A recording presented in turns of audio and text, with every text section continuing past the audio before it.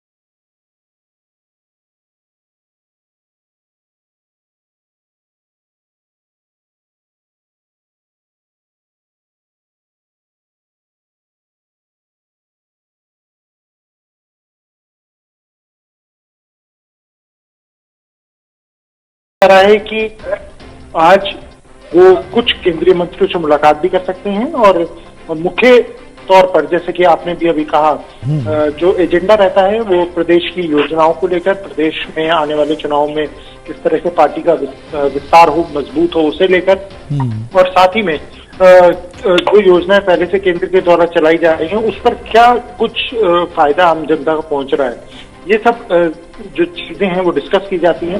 लेकिन अभी तक ये कंफर्म नहीं हो पाया है कि क्या आज वो मुलाकात हो पाएगी या नहीं होगी, या आज वो यहाँ पर विश्राम करेंगे और कल जो मुलाकात का दौर है वो शुरू होगा। जी हाँ, बिल्कुल प्रणय, एक बेहद अहम सवाल ये है कि हरियाणा में जिस तरीके से दिशा और दशा तय की जा रही है, प्रदेश सरकार लगातार प्रयास कर रही है, केंद्र की रणनीति बेहद अहम होती है। हमने देखा भी है गाहे बगाहे अलग अलग स्तर पर, अलग अलग राज्यों में भी देखा कि केंद्र की भूमिका अहम रहती है।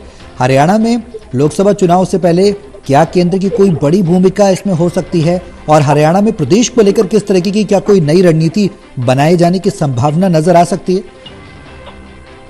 जी बिल्कुल, देखिए, क्योंकि चुनाव अब बेहद नजदीक है और अब ये बात भी जानते हैं कि हरियाणा के अंदर डबल इंजन की सरकार है, यानी केंद्र में बीजेपी की सरकार है, प्रदेश में भी बीजेपी की सरकार है।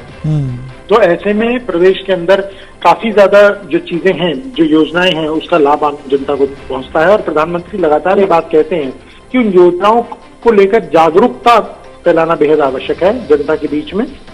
तो उसे लेकर क्या कुछ कदम उठाए जा रहे हैं, किस तरीके से जो अलग अलग अभियान चलाए जा रहे थे प्रदेश नेतृत्व के द्वारा, वो कहां तक पहुंचे, इन सब के बारे में जो चर्चा है वो की जाएगी।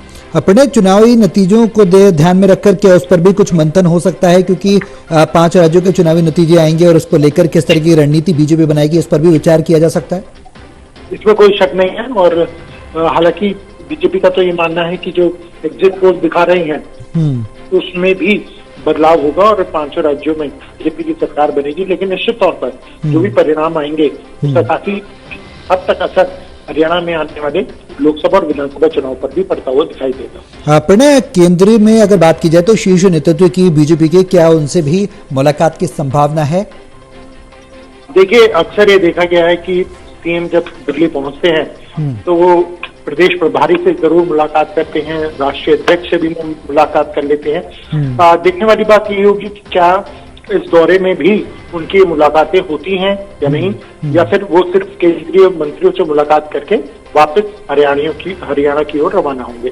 बेहद अहम सवाल है। बिल्कुल सही बात है कि मुलाकातों का दौर चलता है। प्रणय, बीजेपी के बारे में ये भी कहा जाता है कि पहले से तैयारी करके रखती है किसी भी चुनाव को लेकर, चुनाव आने के एंड टाइम पर वो तैयारी नहीं करती, पहले से ही एक रणनीति बनाई जाती है, उस रणनीति के तहत काम किया जाता है, शीर्ष नेतृत्व गाइड करता है, प्रदेश उसी के स्तर पर आगे गाहे बगाहे काम करता रहता है। तमाम केंद्रीय मंत्री हरियाणा में गए थे, पहुंचे थे और हरियाणा की जनता को भरोसा भी दिलाया था कि इस बार बीजेपी की सरकार एक बार फिर से तीसरी बार रिपीट की जाए।